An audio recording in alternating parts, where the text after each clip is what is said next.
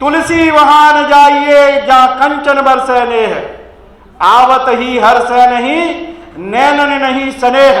तो फिर इस तर्क में अगर बीएसपी का एक आंदोलन चलता है जो कहता है कि तिलक तराजू और तलवार, तो वो भी सही है। फिर अगर तुम्हारी बात ये सच है तो वो सच क्यों नहीं है?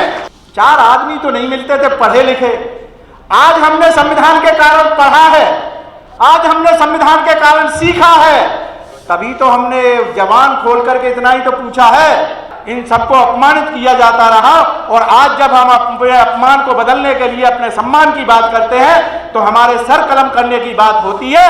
एक दूसरे के साथ में बिना झिझक चौके चूल्हे तक जाने का जब आपको अधिकार मिल जाएगा, एक डर खत्म हो जाएगा, हम में भाईचारा बढ़ जाएगा, और जब भाईचारा बढ़ जाएगा तो हम एक दूसरे के साथ जुड़ जाएंगे।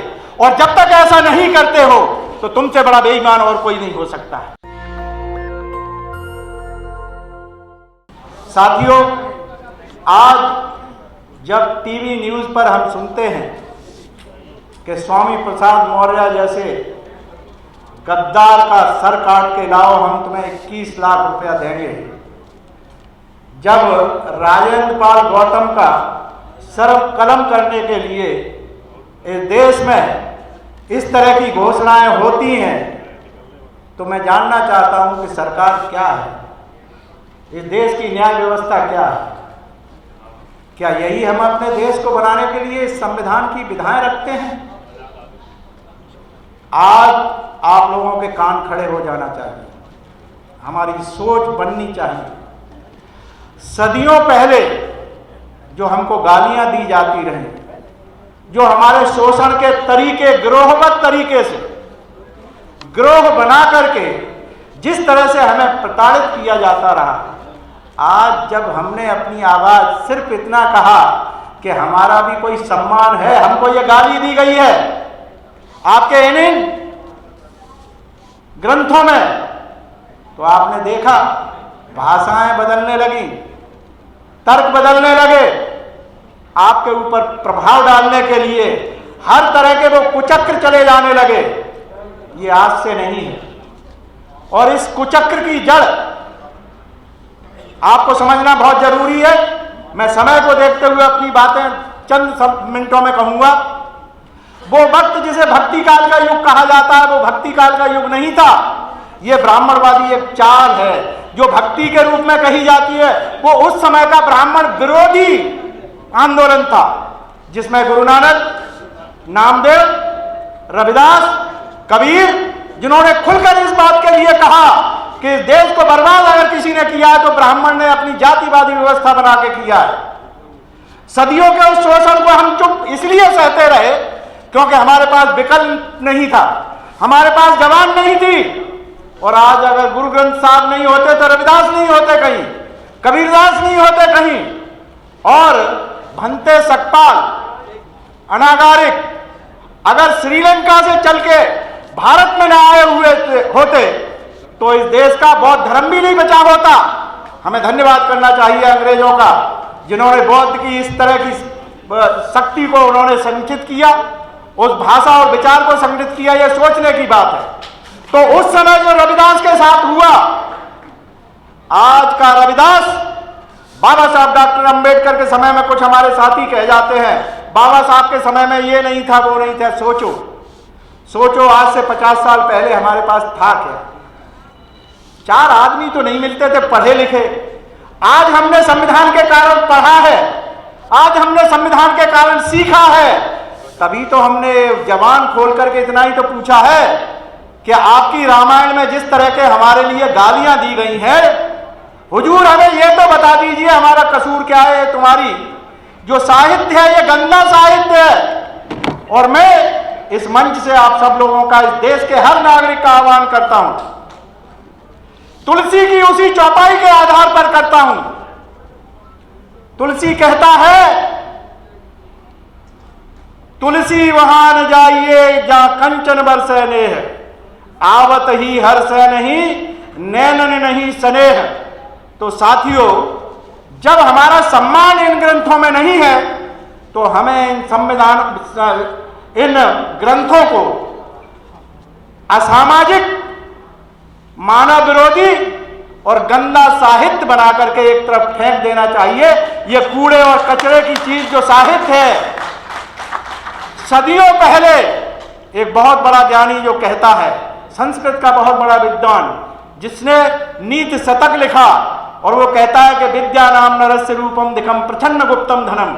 उस विद्या को जिस तरह से इस ब्राह्मणवादी व्यवस्था ने, जातिवादी व्यवस्था ने अंकुश लगाया और शिक्षा से हम लोगों को, जिन्हें शूद्र कहा जाता है, जिन्हें गरीब कमेरा वर्ग कहा जाता है, इन सबको अपमानित किया जाता रहा। और आज जब हम अपने अपमान को बदलने के लिए अपने सम्मान की बात करते हैं तो हमारे सर कलम करने की बात होती है, हमारे संविधान को भी कलम करने की बात होती है। हम इस देश की न्यायपालिका से पूछना चाहते हैं, हम इस देश की न्यायपालिका से ये जानना चाहते हैं कि आप ब्राह्मणवादी न्यायपालिका हैं या संविधानवादी न्यायपालिका हैं। हमारे देश की सरकार भारत के संविधान को मानेगी या आप ब्राह्मणवादी जाति व्यवस्था, मनु व्यवस्था को मानेंगे? हम इसके विरोध में खड़े होना चाहते हैं और समय आ गया है अपने उन धूर्त नेताओं को भी जगाने का कि या तो एकजुट हो जाइए। आज देश का संविधान खतरे में है, देश खतरे में है, और इस देश को कभी भी देश नहीं बनने दिया। वो एक जातिवादी व्यवस्था बनाने वाली एक कौम है जो हर समय जाति के नाम पर घृणा फैलाती है। इससे लड़ना अब हमारी जिम्मेदारी है।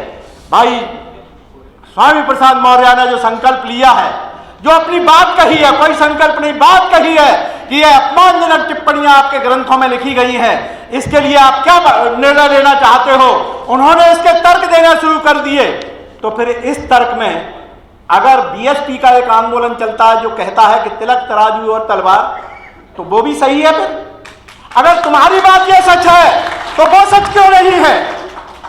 हमारे लिए एक आदर्श वाक्य चला था कि मिले मुलायम कांसी राम, हवा हो गए जय श्री राम। इस देश को बर्बाद करने के लिए, उस गठन को किस तरह से तोड़ने के लिए अटल बिहारी वाजपेयी जी ने कहा था कि हमारे पास सामने तो ये लक्ष्य था कि इनको मिलने नहीं देना है, और उसे तोड़ करके उन्होंने जिस तरह से हमें एहसास दिलाया, और हम उसके लिए उन्हें शुक्रगुजार मानते हैं।